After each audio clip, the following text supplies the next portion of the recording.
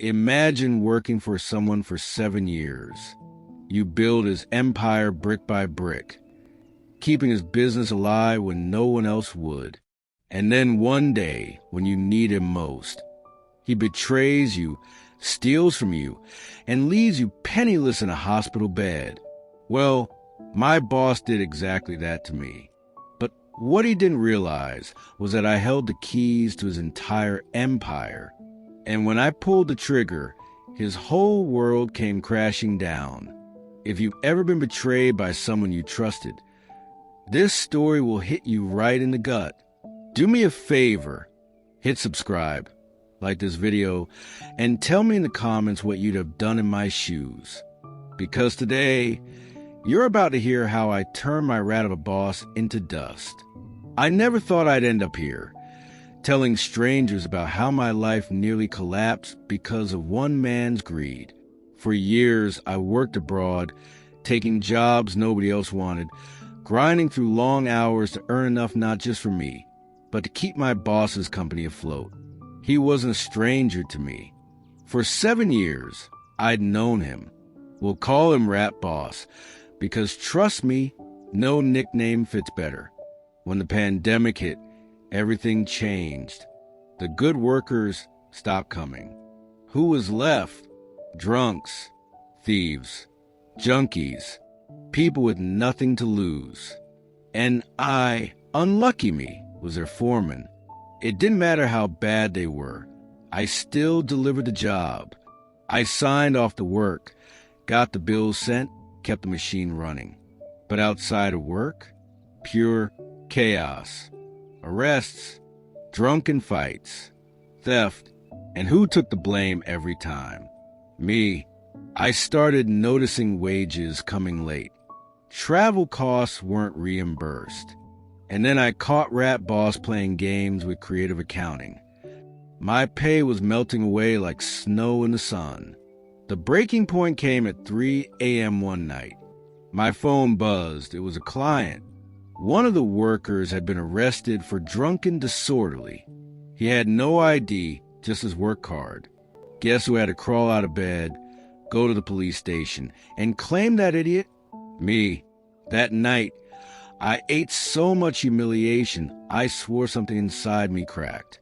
When I got back, I confronted Rat Boss. I was done. I wanted my money, at that point, a year's worth of travel expenses. Do the math. I drove over 2,000 miles every month. That's not pocket change. That's a fortune. He looked at me with this fake, pathetic half apology. I'm fighting with my wife, he said. She's blocking me on expenses. Then he begged, yes, begged me, to stay on just a few months more on minimum wage while he rebuilt a crew. And like a fool, I agreed. After all, we'd been through 7 years together. Surely he wouldn't screw me over, right? But I had one condition. I needed half the money by the end of September. He smiled, promised it wouldn't be a problem, and we shook on it. Weeks passed. Minimum wage came late. Again, my gut screamed at me. He's going to betray you. And then, just before the due date, he sent me a message. He had a crew lined up and was heading abroad. Suddenly, the timing made sense. He wasn't going abroad for business. He was running from paying me. I swore that if he didn't pay me on time, my resignation letter would be waiting for him the day he returned. But fate has a cruel sense of timing. 1 week before payday, I slipped on a ramp. My ankle didn't just sprain, it shattered. Emergency surgery. 2 weeks in a hospital bed. 6 months without walking properly. And what did Rat Boss do? Did he pay me? Did he even cover my sick leave like the law required? No, not a cent. My wages disappeared. The sick pay, money the government gave him to forward to me, vanished into his pocket. He robbed me while I was lying broken in a hospital bed. My mother had to use my last savings to cover work on my house. I drained investments I had planned to live on for the rest of my life. And every week, the banks call me, circling like vultures, lying in that hospital, staring at the ceiling. One thought consumed me. He's going to pay for this. See, Rat Boss had a dream.